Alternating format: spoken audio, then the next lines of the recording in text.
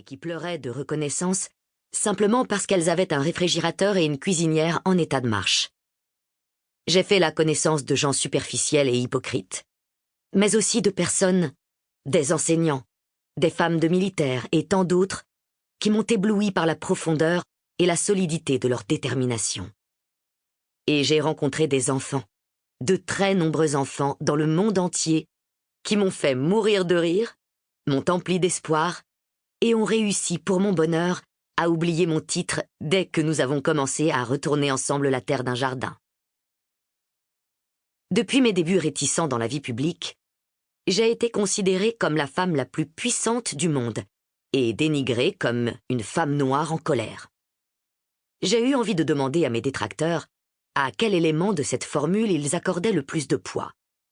En colère, noire ou femme. Je me suis forcée à sourire quand on m'a photographiée avec des gens qui traitaient mon mari de tous les noms à la télévision, mais n'en tenaient pas moins à avoir un souvenir à poser sur leur cheminée. On m'a rapporté qu'il y avait sur Internet des commentaires nauséabonds me concernant, certains allant même jusqu'à douter que je sois bien une femme et non un homme. Un membre du Congrès américain s'est moqué de mes fesses. J'ai été en colère, mais le plus souvent, j'ai préféré en rire. Il y a encore tant de choses que j'ignore au sujet de l'Amérique, de la vie, et de ce que l'avenir nous réserve.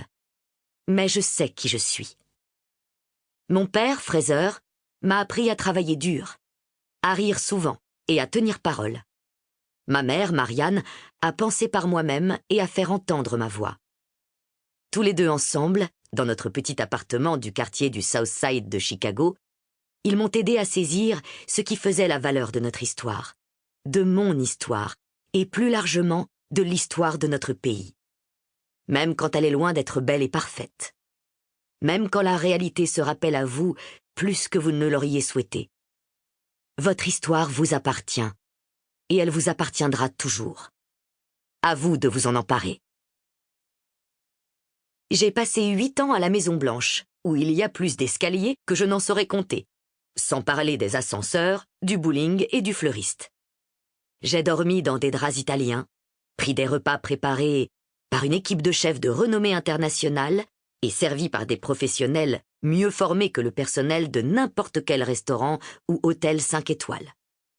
Des agents impassibles du Secret Service montaient la garde devant notre porte avec leurs armes et leurs oreillettes, en s'employant à empiéter le moins possible sur la vie privée de notre famille. Nous avons fini par nous habituer à tout cela, à l'étrange magnificence de notre nouveau foyer et à la présence constante, silencieuse, d'étrangers. C'est à la Maison-Blanche que nos 2 filles ont joué au ballon dans les couloirs et grimpé aux arbres de la pelouse sud. C'est là que Barack a veillé tard le soir, penché sur des dossiers et des ébauches de discours dans la salle des traités. Là aussi qu'il est arrivé à Sonny, un de nos chiens, de s'oublier sur un tapis.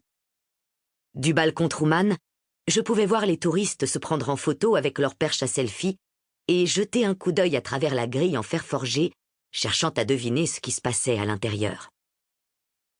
Tantôt, toutes ces fenêtres fermées par mesure de sécurité et l'impossibilité de respirer un peu d'air frais sans que cela fasse toute une histoire m'étouffaient. Tantôt, les magnolias blancs en fleurs au dehors, l'effervescence quotidienne des affaires du gouvernement ou la majesté d'une cérémonie militaire m'émerveillait. Il y a eu des jours, des semaines, des mois où j'ai détesté la politique. Et il y a eu des moments où la beauté de ce pays et de ce peuple m'a laissé muette d'admiration. Et puis ça s'est terminé. On a beau la voir venir au long des dernières semaines, pleines d'au revoir plus émouvants les uns que les autres, cette dernière journée se déroule dans une sorte de brouillard. Une main se pose sur une Bible. Un serment est répété. Les meubles d'un président sont emportés, tandis que ceux d'un autre arrivent. Les placards sont vidés et remplis en l'espace de quelques heures. Du jour au lendemain, de nouvelles têtes viennent se poser sur de nouveaux oreillers, d'autres personnalités, d'autres rêves. Et quand tout cela s'achève, quand vous franchissez pour la dernière fois la porte de la maison la plus célèbre du monde, il vous reste à bien des égards à vous retrouver.